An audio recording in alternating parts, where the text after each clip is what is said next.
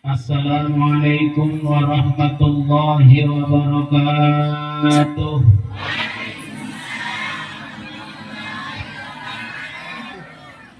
Ibu-ibu muslimat sudah mau menjawab saya. Kalau sekali lagi tidak menjawab, saya doakan mudah-mudahan suaminya nanti berpoligami. Assalamualaikum warahmatullahi wabarakatuh.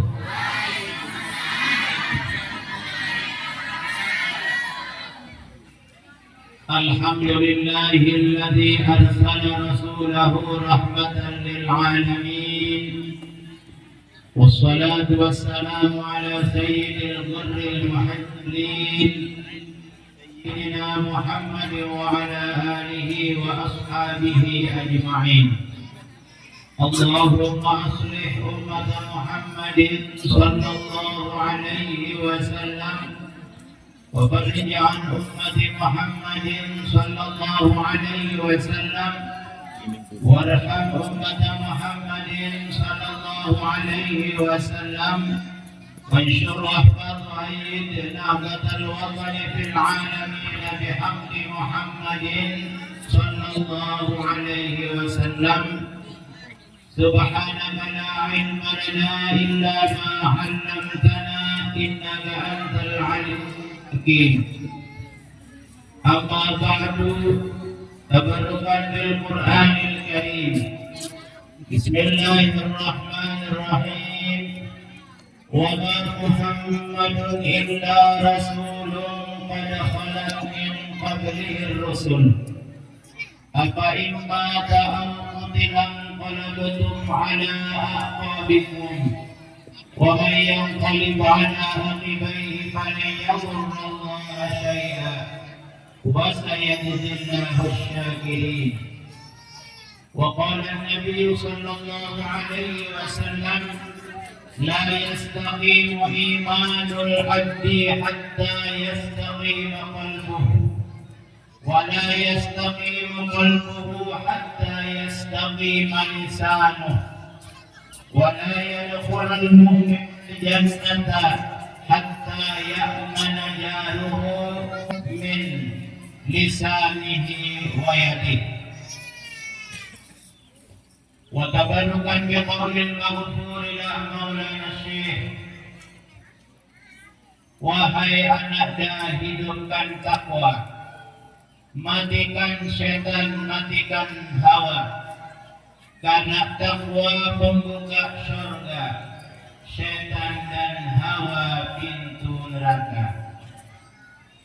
Zaman sekarang zaman munkarah, memerlukan banyak baca salawat, membaca Quran, zikir dan taubat, mengingat Tuhan setiap saat.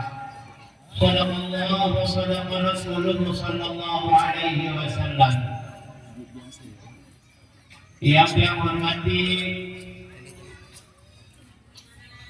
Ketua Pengurus Wilayah Nahdlatul Wathon Provinsi Kalimantan Timur beserta seluruh jajarannya, yang saya hormati Ketua Pengurus Daerah Kutai Timur beserta seluruh jajarannya, pengurus cabang, anak cabang sampai ranting,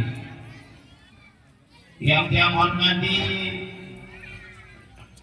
pimpinan Dewan Revisi Nahdlatul Ulama yang sempat hadir bersama-sama kita, yang saya hormati Forum Komunikasi Umat Beragama Rantau Pulung,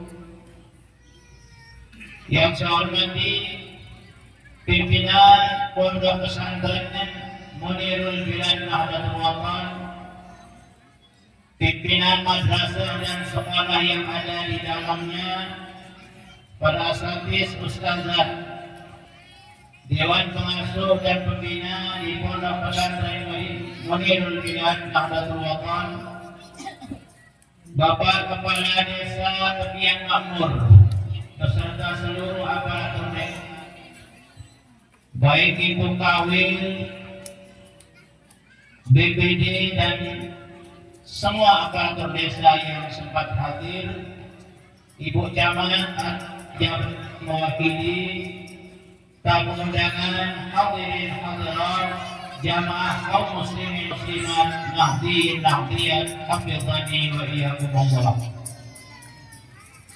Dalam suasana penuh gembira dan penuh sejarah, mari kita bersama-sama memanjatkan puji syukur kehadirat Allah Subhanahu wa taala yang telah memberikan kita taufik hidayah, kesehatan dan kesempatan sehingga pagi menjelang siang ini kita bisa bersama-sama hadir di tempat yang sangat mulia memperingati kelahiran manusia paling mulia.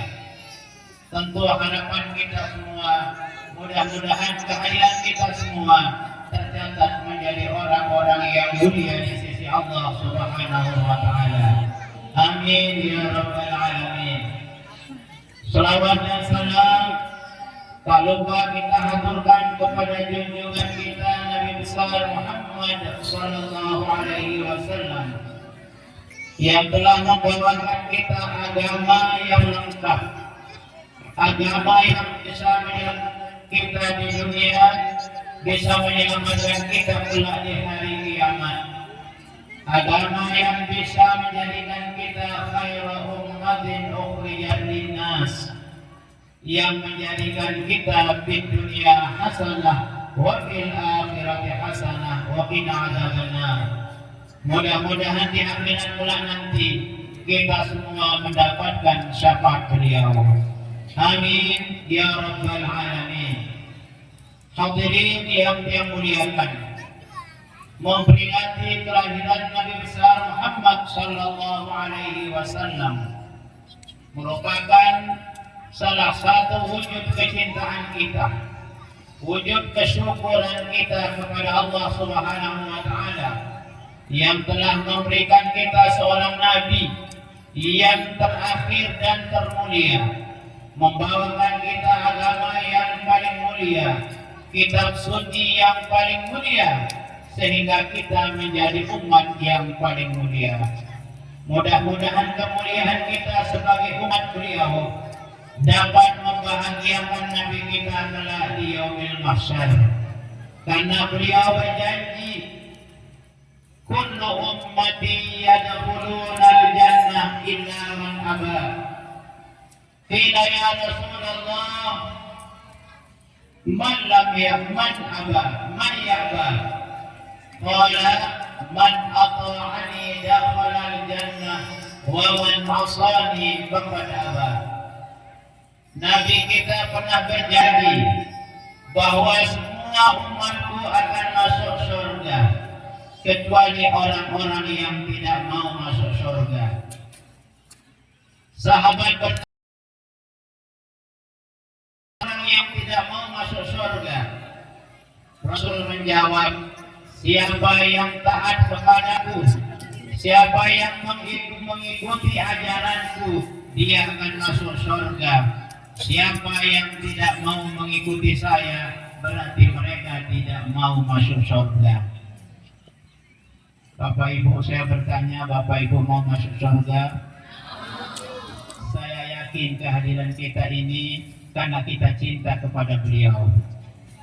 Kecintaan kita inilah yang akan menjadikan Nabi kita bangga kelak di hari kemudian. Sehingga Nabi kita nanti akan memimpin kita, memegang bendera untuk mengiringi beliau masuk surganya Allah Subhanahu wa ta'ala. Amin ya rabbal alamin. Imam An-Nawawi Al-Jawi Al-Bantani mengatakan, wa'lam anna al-i'tina'a li maulidin Nabi sallallahu alaihi wasallam fahuwa min a'zamil qurbat. Apa artinya?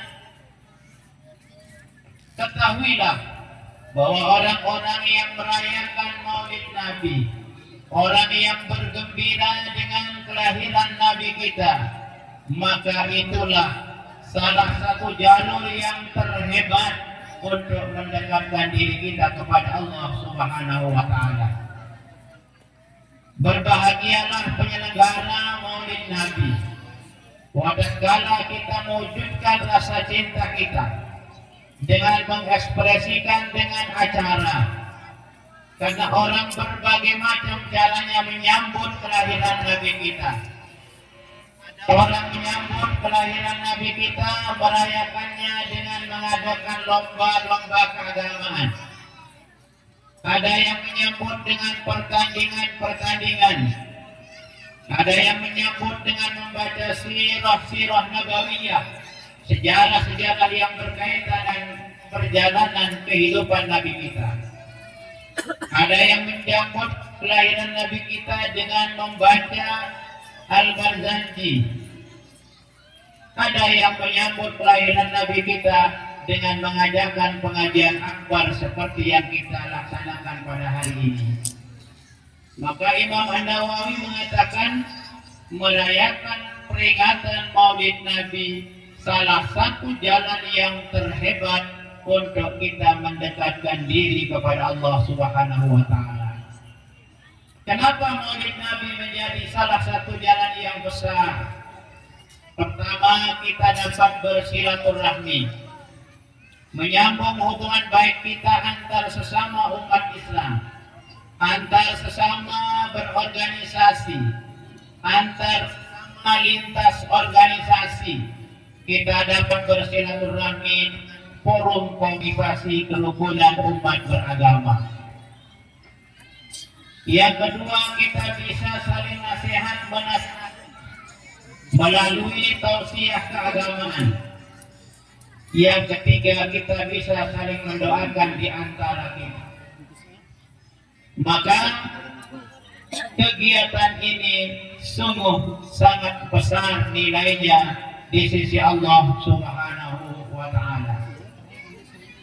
Imam kita Imam Syafi'i rahimahullahu taala anhu dalam fatwa beliau mengatakan, "Man jama'a li maulidin Nabi sallallahu alaihi wasallam wa hayya'a lahu ta'aman wa 'amila al-ihsana yab'athuhum Allahu ma'as siddiqin wasyuhada'i was-salihin wa yakunu fi jannatin na'im."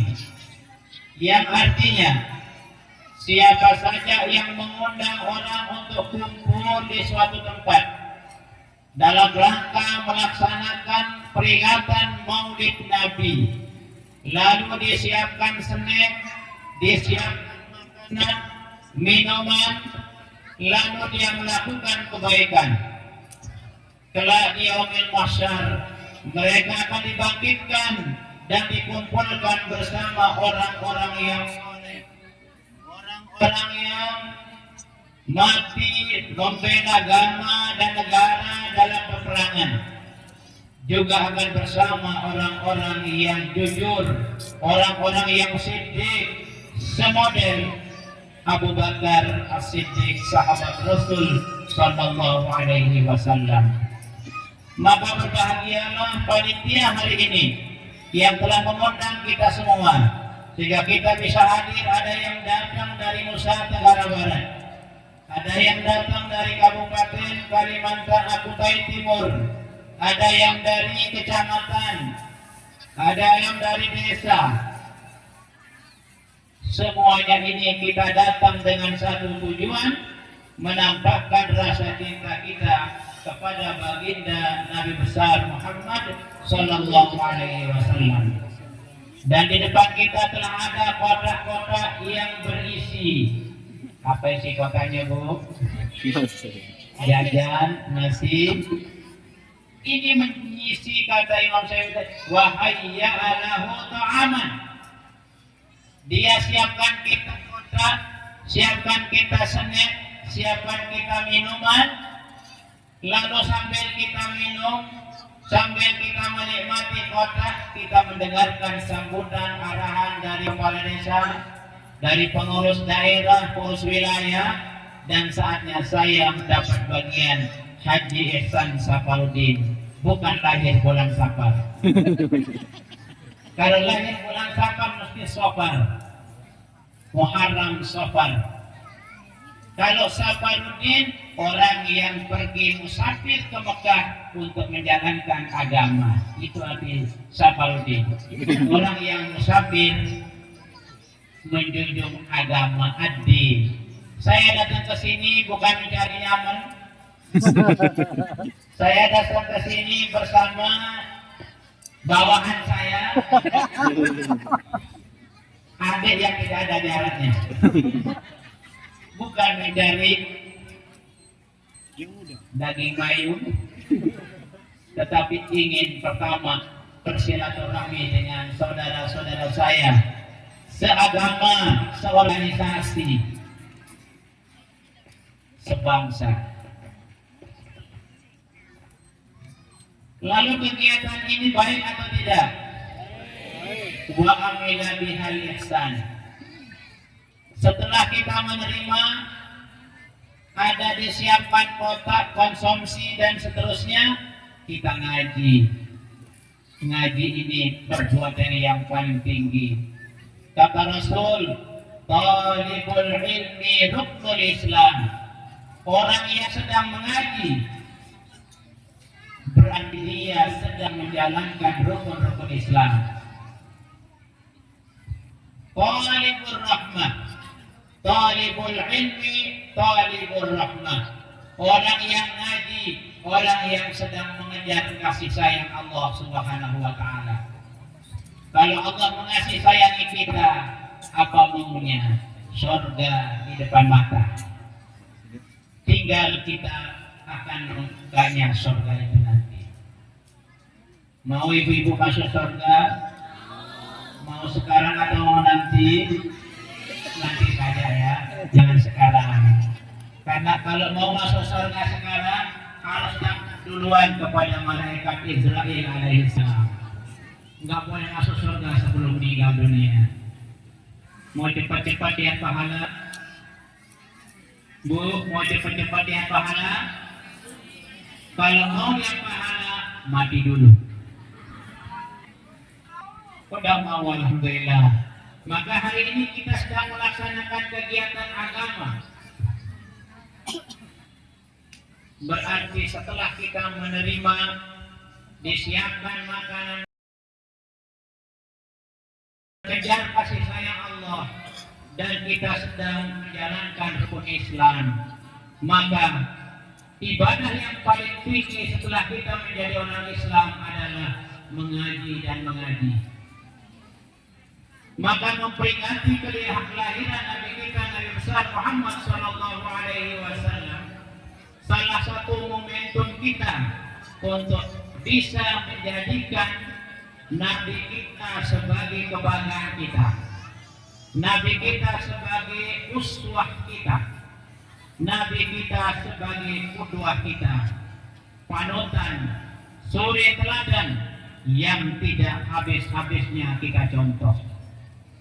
Sebagai pemimpin, Nabi kita pemimpin agama, pemimpin negara. Sebagai ayah, Nabi kita ayah yang sangat bijak kepada anak-anak dan istrinya. Sebagai orang kaya, Nabi kita kaya raya luar biasa. Sebagai orang miskin, Nabi kita pernah menjadi orang miskin. Sebagai pekerja, Nabi kita pernah menjadi pekerja, tetapi pekerja yang jujur, amanah, sehingga beliau mendapatkan gelar Al-Amin, orang yang sangat dipercaya. Dari sudut manapun kita mau mengambil suri teladan Nabi kita telah disiapkan oleh Allah menjadi uswah. Laqad kana lakum fi Rasulillahi uswatun hasanah. Telah ada pada diri Nabi sallallahu alaihi wasallam contoh-contoh yang baik untuk kalian semua. Dalam pengajian akbar kali ini, kami akan mengajak Bapak Ibu mencoba merenungkan dan berusaha mencontoh sifat-sifat dan tugas Nabi kita di atas dunia ini.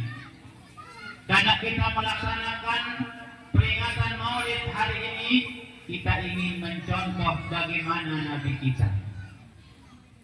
Bagaimana kita contoh Nabi kita di saat kita menjadi ayah di rumah tangga, suami di rumah tangga, anak di rumah tangga, guru di bawah pimpinan yayasan, murid di bawah kendali guru, semuanya itu ada pada diri Nabi kita, Nabi besar Muhammad Sallallahu Alaihi Wasallam. Karena itu ingin saya batasi pembahasan kita hari ini dengan 3 kata saja. Nabi tokoh pembangunan. 3 kata ini yang akan kita renungkan sampai berakhir acara ini. Kalau sudah acara ini kita pahami dengan 3 kalimat yang tadi, Nabi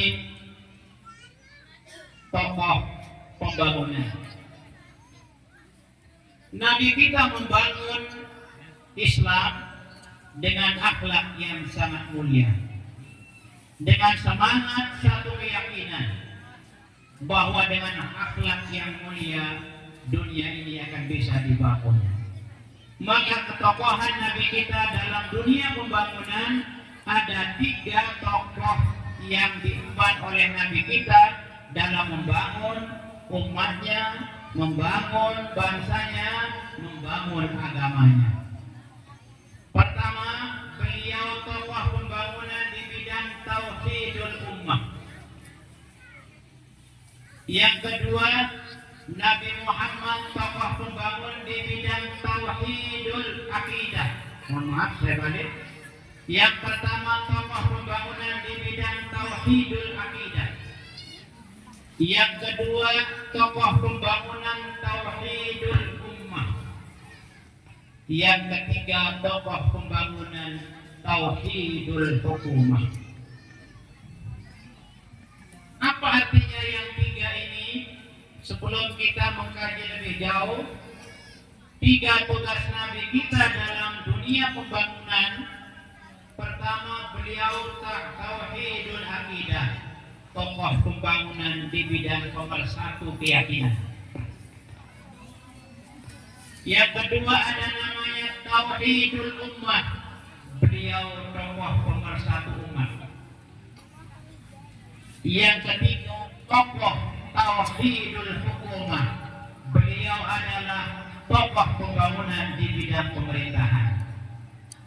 Kami lihat di hadapan kita ini ada peraturan duduk, ada pimpinan organisasi, ada tokoh-tokoh negara kita, pemerintah kita. Maka 3 tugas Nabi kita ini penting kita renungkan dalam kehidupan kita, dalam rangka kita pengajian akbar memperingati kelahiran Nabi kita, Nabi besar Muhammad Sallallahu Alaihi Wasallam. Kita sudah maklum Nabi kita lahir pada hari Senin, tanggal 12 bulan Rabiul Awal tahun Gajah. Sebelum saya masuk kepada 3 tugas Nabi kita yang tadi, apa arti hari Senin? Apa arti Senin? Wahidun isnani. Apa arti Senin? 2. Nabi kita datang pada hari Senin lahir di atas dunia. Untuk apa kira-kira?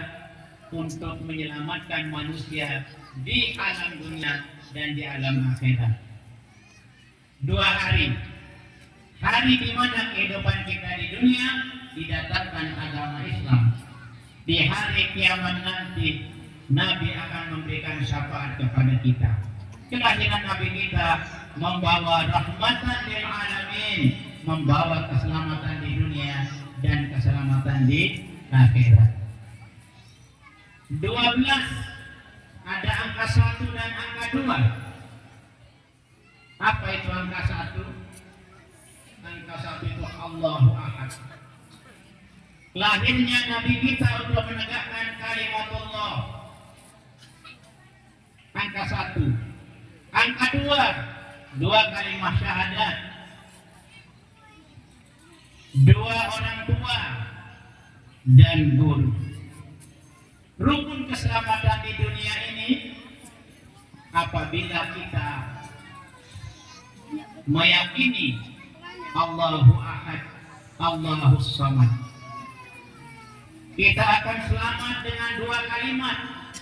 Kalimat syahadatullah, kalimat syahadatul Rasul. Asyhadu an la ilaha illallah wa asyhadu anna Muhammadan.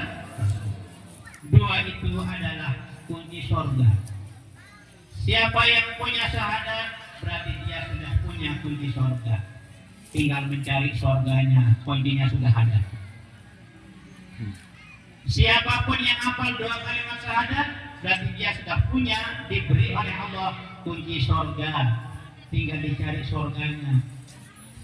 Bagaimana mencari surganya? Tentu dengan menjalankan ajaran Nabi kita, Nabi besar Muhammad Sallallahu Alaihi Wasallam. Lalu kalau angka 1 digabung dengan angka 2, jadilah dia menjadi 12. Dalam kehidupan kita di dunia ini harus kita pelajari 12 cabang keilmuan. Lalu yang ketiga, Rabiul Awal. Apa di Rabi'? Masa subur. Lahirnya Nabi kita masa subur. Maka di mana-mana kita maulid subur, buah datang, nasi kuning datang, subur. Jarang kita jumpai orang maulid Nabi nggak ada Senin, nggak ada jajan. Selalu kalau kita maulid subur. Makanya Rabi' artinya musim subur. Rabiul Awal, masa subur yang pertama. Lalu yang ketiga, tahun lahirnya namanya tahun gajah. Tahu namanya gajah, Bu? Pernah lihat gajah? Kecil atau besar gajahnya? Besar. Lalu di zaman Nabi selalu kita dengar diabadikan bahkan dalam surat Tabbat yada Abi Lahab yang diakhirinya dengan tarmihim bihijaratin min sijil ka'asfin ma'kul. Allah Subhanahu wa taala telah menampakkan kesombongan Raja Abraha yang sombong, berkendaraan dengan seluruh pasukan yang siap tembak bersama gajah-gajah terlatihnya, ingin merusakkan Ka'bah sebagai kiblat umat Islam. Karena niat jahat mereka yang ingin mengganggu kehormatan Allah. Karena Ka'bah itu kehormatan Allah, maka Allah pun bertanggung jawab terhadap rumahnya. Tatkala rumahnya mau diganggu oleh orang-orang sombong, Allah mengirimkan tentara untuk menghancurkan orang-orang sombong. Maka Allah mengirimkan burung-burung ababil dengan membawa kerikil-kerikil kecil. Saya tanya, Bu, mana lebih besar burung walet dengan gajah? Gajah. Karena burung walet itulah burung ababil. Lalu namanya burung ababil karena kecil, pasti kerikil-kerikil yang mereka bawa besar atau kecil? Kecil. Lalu kalau gajah besar atau kecil? Penunggannya besar atau kecil? Tapi ingat, orang besar, orang hebat bisa hancur dengan hal-hal yang kecil. Ibu-ibu jangan remehkan barang kecil. Barang-barang kecil yang menjadikan ibu-ibu rusak potongannya.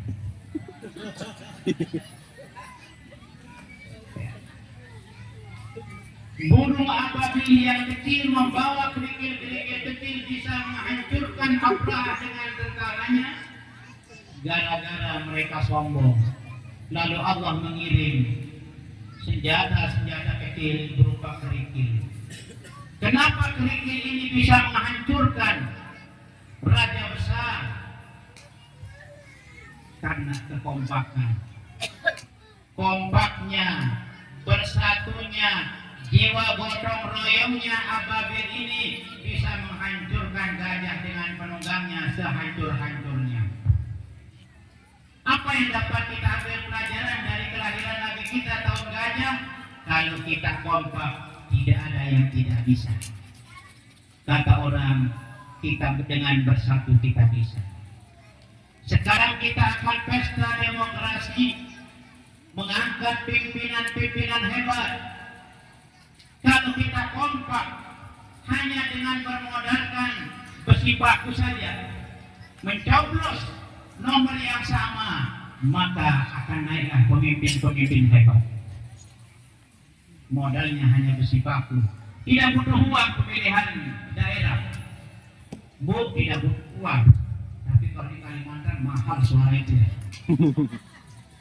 Kalau di Lombok hanya besi baku modalnya. Kalau tadi kerikil-kerikil semua satu arah melempar, hancur. Sekarang juga kalau hanya satu calon yang kita coblos pakai besi baku pasti naik. Apa artinya? Hidup ini butuh kekompakan. Dalam membela agama Allah butuh kekompakan. Dalam membela syariat Nabi yang dibawakan kepada kita harus kompak. Makanya ajaran Nabi kita disuruh kita sholat berjamaah. Kenapa disuruh sholat jamaah? Kita dilatih untuk kompak. Kalau membangun masjid, membeli mobil, berani kita kredit. Tapi kalau sholat jamaah, jarang orang yang berani kredit. Bagaimana kepala desa? Ya. Kalau sholat jamaah kita kredit, mungkin maghrib bisa saja dulu jamaah sholatnya di masjid. Sudah enak rasanya, tambah lagi setorannya maghrib bisa subuh. Setelah sholat maghrib bisa subuh enak, baru nanti zuhur asar. Lama-lama senang kita sholat berjamaah, karena sholat jamaah itu adalah simbol gotong royong. Yang sekarang sudah mulai hilang. Sifat gotong royong sudah mulai hilang. Kenapa? Karena ada BLT, tidak dapat uang. Lalu dalam pembagian BLT masyarakat kita pinter.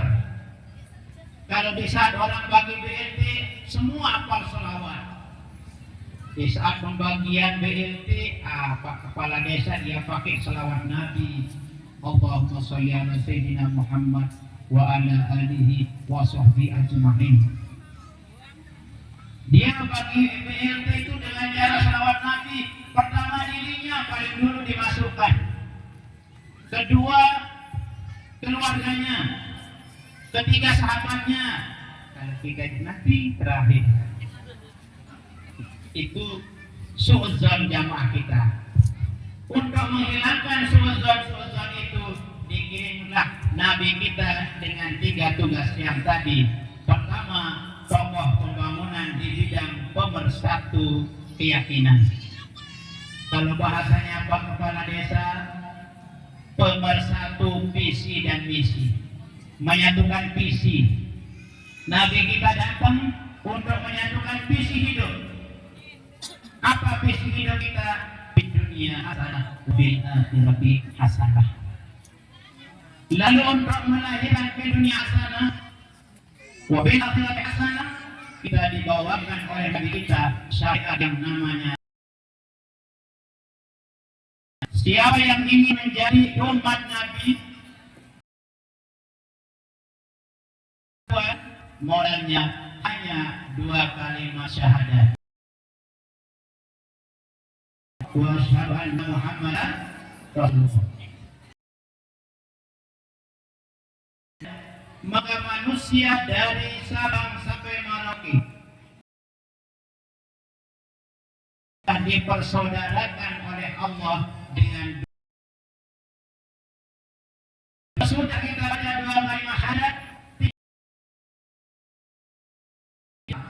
suku Batak, suku Dayak, Muslim. Yang berbeda, tapi sama adalah pada kita. Nabi kita sebagai bahwa ada Nabi, bukanlah Nabi. Kalau kita yakin kepada Nabi kita yang kita rayakan kelahirannya hari ini, di mana dulu-dulu akidah orang macam-macam, rombongan pedesa kaum batu, kamu dikukiran. Muslim tidak percaya kalau tidak melihat Tuhannya, maka tapi kalau kita umat Nabi Muhammad cukup Allah wa yuqimuna shalah yunfiqun. Tuhan bisa kita lihat. Nabi Muhammad manusia tetapi setahun lebih Nabi kita telah meninggalkan kita, tetapi ia melebihi keyakinan orang-orang dahulu. Siapakah orang yang paling hebat ini? Ada yang mengatakan malaikat, ada yang mengatakan Abu Bakar. Semua jawaban Nabi kita benar. Kalau kamu katakan malaikat, maka dia laksanakan stop, langsung dia dan dikirim oleh Allah. Katakan dia hebat, wajar karena dia. Tapi nanti ada jamaah di Kuwait imannya berani berbiaya besar. Ceramah di Nusa Tenggara Barat dengan biaya Rasulnya demikiannya kepada Allah Subhanahu wa Ta'ala. Mendengar saya tidak pernah melihat saya dari menjalankan ajaran saya. Itulah yang lebih hebat. Keyakinan kita di dulu masih lebih hebat keimanan. Apa sebabnya? Karena ibu-ibu jaganya, harganya demi kita Nabi besar Muhammad Sallallahu Alaihi Wasallam.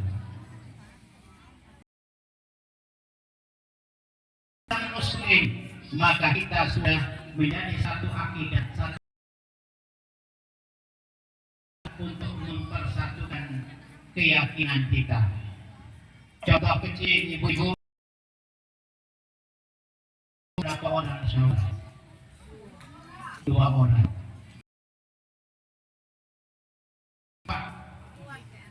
Jadi tidak rumahnya. Bapaknya mau jendelanya ada timur, tukangnya bagaimana? Tukangnya jadi bingung. Biaya di rumahnya kalau tukang bingung, enggak ada.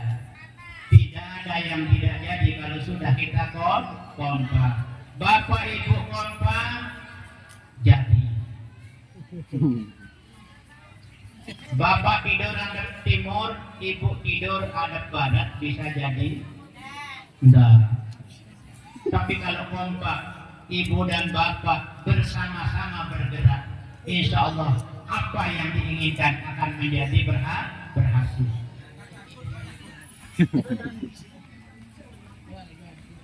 Ya, jadi kalau ibu dan bapak kompak, lahirlah anak itu lahir atas dasar cinta. Itu baru saja sekadar ibu dengan bapak bagaimana kalau kita kompak secara kebangsaan, kompak secara keagamaan? Tidak ada yang tidak bisa kita lakukan. Lebih-lebih di zaman sekarang Bapak Ibu, perlu kita kompak bersatu menghadapi ajaran-ajaran yang sekarang muncul, paham-paham yang tidak benar, yang tidak sesuai dengan ajaran Nabi kita yang menyatukan akidah kita dalam menjalankan agama kita. Ada sekarang paham, hati-hati ibu-ibu kalau menyekolahkan anaknya yang masih gadis, kecuali kalau menyekolahkan papu-papunya yang sudah tidak ada giginya, tidak ada kekhawatiran kita. Kalau Bapak Ibu menyekolahkan anaknya yang masih muda-muda, mudi-mudi, ada paham sekarang yang diajarkan oleh pondok-pondok tertentu bahwa boleh kita nikah, wali kita malaikat. Tidak butuh saksi, tidak butuh wali, cukup mau sama mau, boleh nikah diam-diam di dalam kamar. Jaga anak kita. Nabi kita tidak begitu mengajarkan kita. Semua di dunia ini ada prosesnya. Proses masuk surga pun ada prosesnya. Karena itu Nabi kita mengajarkan yang pertama, mari kita satukan keyakinan kita.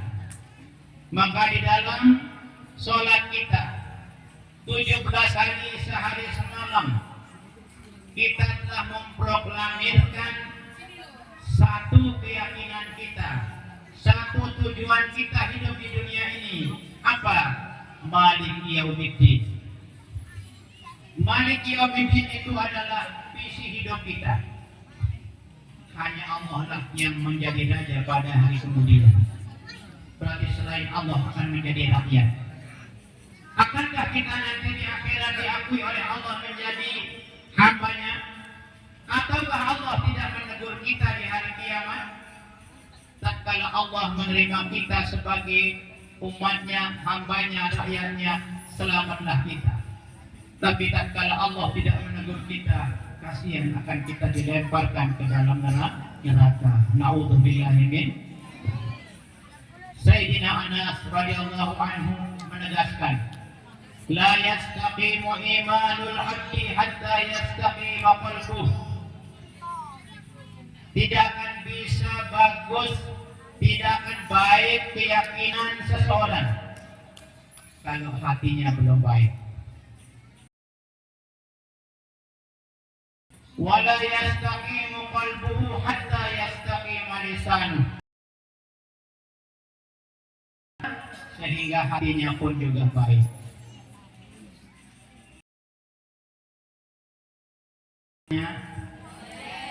Mau menjawab kira-kira?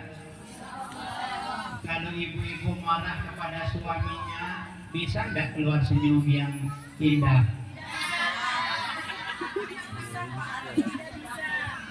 Kalau bapak ibu, kalau ibu-ibu marah kepada suaminya, bisa nggak romantis dalam berkata? Nggak bisa. Makanya Nabi menjelaskan dalam hadis riwayat Anas bin Malik, keimanan seseorang sangat tergantung pada hatinya. Hati seseorang sangat tergantung dari pembicaraannya. Makanya perempuan, mohon maaf, kalau bahasa Arabnya perempuan itu apa? Mu'annas. Mu'annas. Apa mu'annas? Mohon maaf, orang-orang yang senang disanjung. Yang nggak bisa menyanjung istrinya, biasanya karena perempuan menyukai.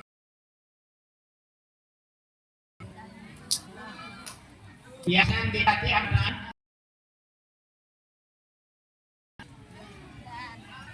ada satu perempuan anjing, walaupun nggak benar, tapi di dua dari meruatun perempuan juga punya doa karena dia suka pakai kaki, sifat alis cermin. Cermin. Pasang jilbab ini Allah. Makanya algis pengaruh pada yang punya nama. Makanya ajaran Nabi kita anaknya nama dengan nama yang baik. Kedua, panggillah dengan banyak orang yang namanya baik tapi bukan ada baik. Ada orang namanya Farikun. Farikun dipanggil orang yang senang. Dipanggil biasa dipanggil apa kalau di Farikun? Dipanggil Pak. Panggil Pak ada yang ihun. Kalau dia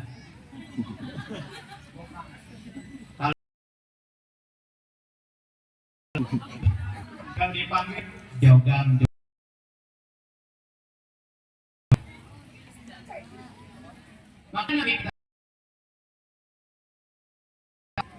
Maka saya namakan dari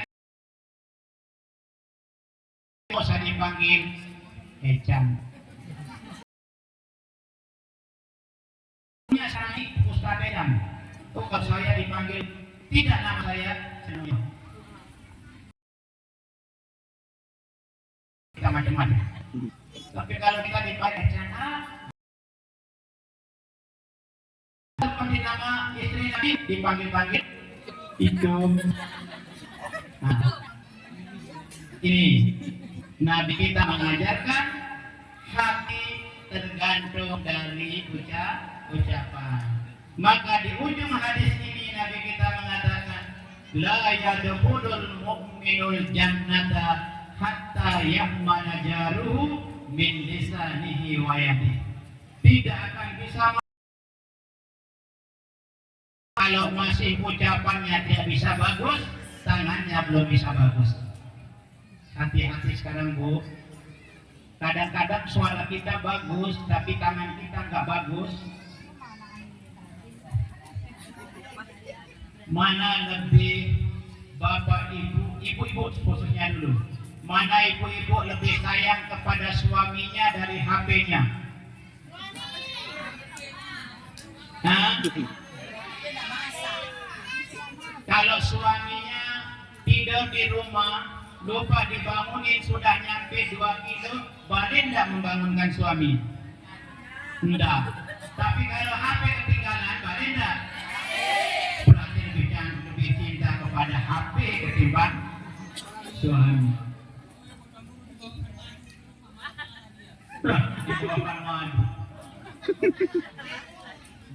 Nah, ini yang pertama.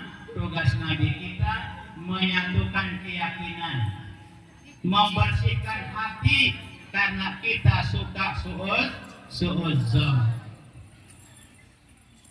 Ada teman saya kelahi dengan istrinya sampai parah gara-gara suara orang lain. Ada tetangganya mengatakan, "Wih, tadi suamimu bawa janda muda. Saya lihat di depan mata saja tadi dibonceng." Pulang-pulang suaminya langsung disumpah, langsung dimarah. Begini aja caranya keluar dari rumah, saya kira mencarikan anak istrinya nafkah, ternyata sade-sade bawa janda bolak-balik di jalan raya. Siapa bilang? Tadi teman saya lihat langsung, jangan banyak alasan, ngaku saja. Oh ya betul, saya tadi ke selatan bawa janda, karena saya kan jadi pengojek. Kalau saya tunggu orang yang nggak punya gigi saja, saya buat kapan dapat uang? Baru istrinya sadar, suaminya bawa janda, karena janda itu ngojek. Makanya jangan cepat-cepat memutuskan, cepat-cepat mengambil sikap. Tanya dulu kenapa. solusinya. Tidak ada masalah yang tidak bisa diselesaikan. Nah, tugas yang pertama Nabi kita menyatukan visi-visi. Tugas kita sekarang ini yang mau mencontoh kehidupan Nabi kita. Mari kita coba di rumah tangga kita. Boleh kita berbeda pendapat, tapi jangan berbeda pendapat itu menyebabkan kita menjadi anak-anak kita yang menerima akibatnya. Jangan gara-gara kita tidak bisa romantis dengan anak kita yang akan korban pendidikannya, korban perannya, korban agamanya. Itu yang satu. Yang dikenal dengan tauhidul ummah.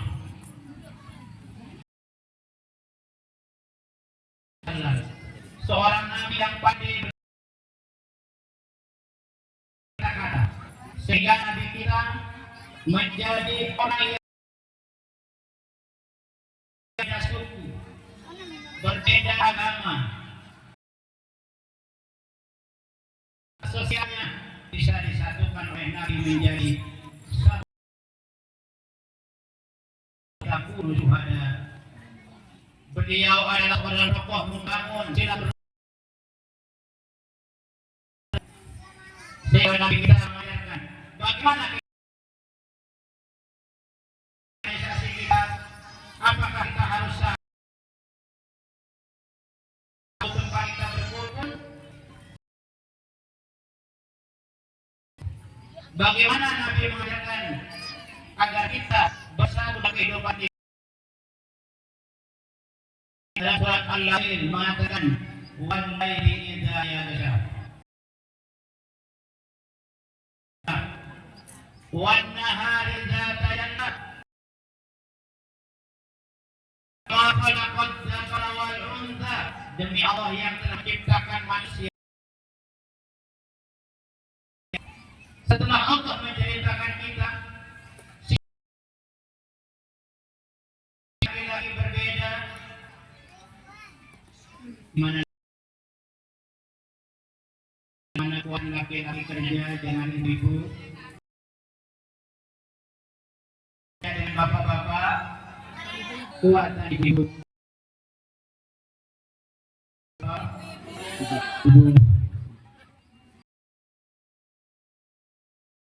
Diajarkan dalam Islam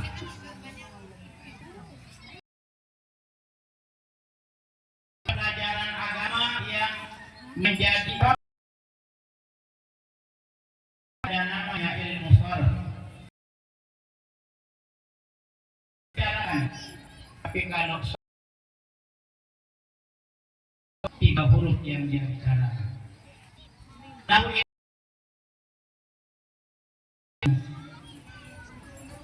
ibu-ibu banyak kerja, banyak rezeki. Saya yakin ibu-ibu walaupun sambil ngomel-ngomel siapin kita nasi, sambil ngomel sapu aman, sapu semua marah sambil merokok. Tapi yang selesai kalau bapak-bapak marah hanya rokoknya yang selesai.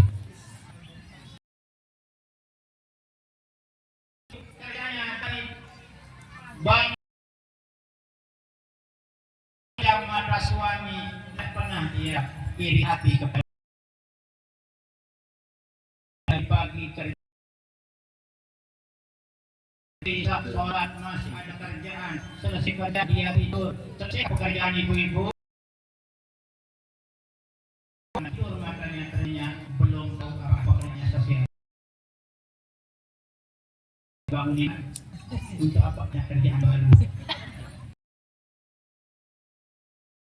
Kepada kita laki-laki dan perempuan, wa inna sa'yakum lasyatta. Ini beda di perempuan, tapi kata Allah kita diberikan oleh Allah sesuai. Ada orang yang memang diciptakan oleh Allah jadi kepala desa di beliau. Dimudahkan dia untuk jadi kepala. Allah menjadi artis, penyanyi dah jadinya. Berbeda-beda bakat dan minat kita. Bukan pasti sama semuanya. Saat kegiatan kita masing-masing. Warga Nahdlatul menjalankan programnya.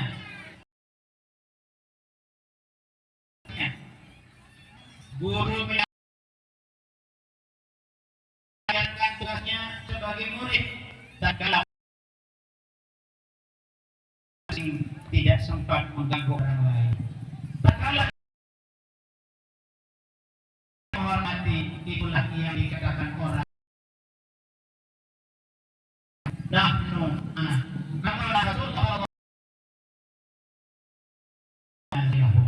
Si Aisyah berbicara,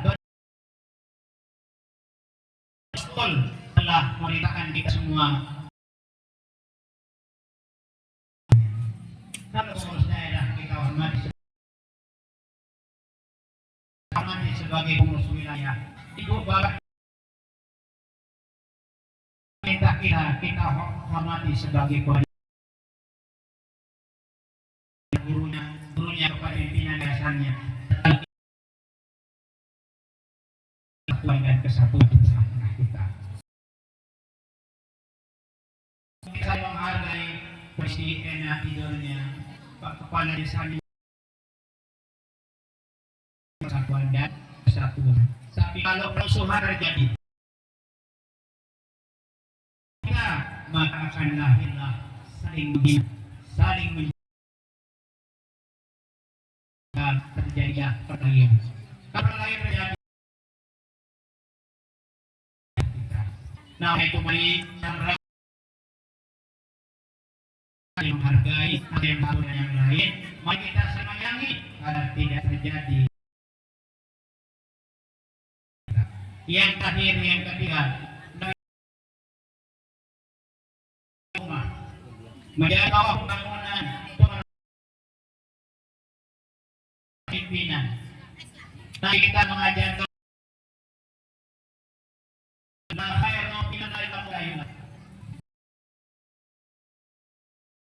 adalah orang yang mau jadi pemimpin dan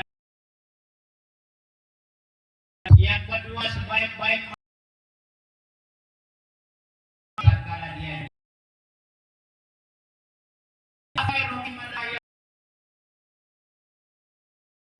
dia tidak di depan kasih biasanya orang yang tidak mau hadir kalau sempat suka menyala ini mengatakan sistem pemerintahan yang diajarkan oleh kita. Pengurus wilayah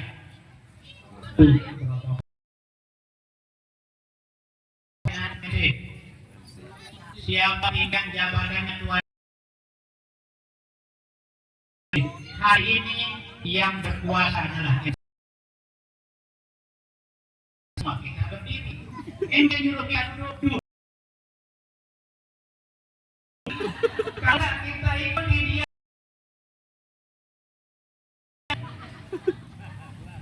itulah namanya ajaran itulah cara kita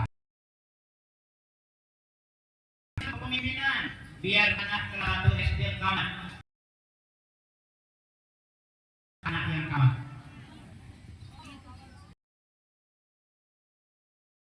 kita itu simbol sistem pemerintahan rakyatnya S2, S3, STL itu tak pada pemimpinnya yang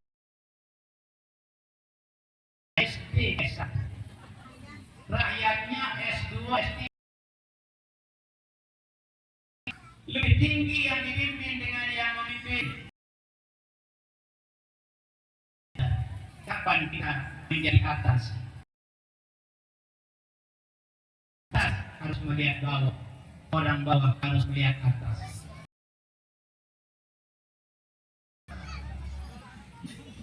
Hari ini Pak, orang atas yang ke bawah, beliau orang nomor 1 di desa. Dan alasannya bagaimana kekompakan jamaahnya ini orang bawah menghadap atas, ayat dia pemimpinnya kada pun tidak paling ke bawah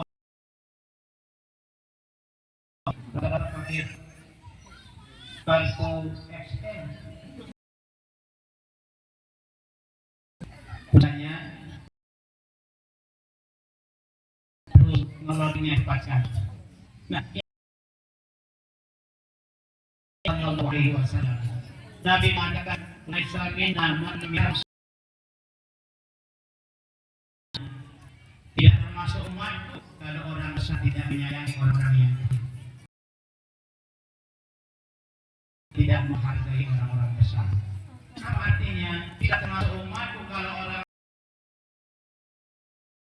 menyayangi anak-anaknya saat di perguruan tinggi, agar anaknya menjadi anak yang berguna. Tidak termasuk umatku kalau pemerintah, tidak termasuk umatku kalau rakyat, dan tidak termasuk umatku anak-anak yang tidak. Mari kita tempatkan diri kita sesuai dengan keadaan kita masing-masing. Mana kita dalam rumah tangga apa, dalam masyarakat kita apa, maka insya Allah apapun yang kita inginkan akan terjadi. Apabila di tengah-tengah masyarakat, insya Allah Allah memberikan rahmat. Karena kepinan bagian daripada karena Syekh Fadli NWI mengatakan agama bukan sekedar ibadah. Bahasa mencakup akidah, mencakup syariah, mencakup hukum. Kalau dalam bahasa syairnya bukan sekedar ibadah, puasa sembahyang. Bukan sekedar ibadah, tapi agama mencakup syariat. Tapi agama mencakup akidah, mencakup hukuman. Tetapi agama mencakup dan aturan kita hidup juga kita. Mudah-mudahan apa yang saya sampaikan 3 renungan kita agar ayah anak ini mengadakan apapun kegiatan kepada pemerintah kita, demokrasi, pesta demokrasi akan berjalan. Kita berbangga dengan calon kita, tapi jangan mencela calon orang lain. Saling menghargai dan menghormati. Terima kasih atas perhatian. Ada satu yang Pak, jangan lempar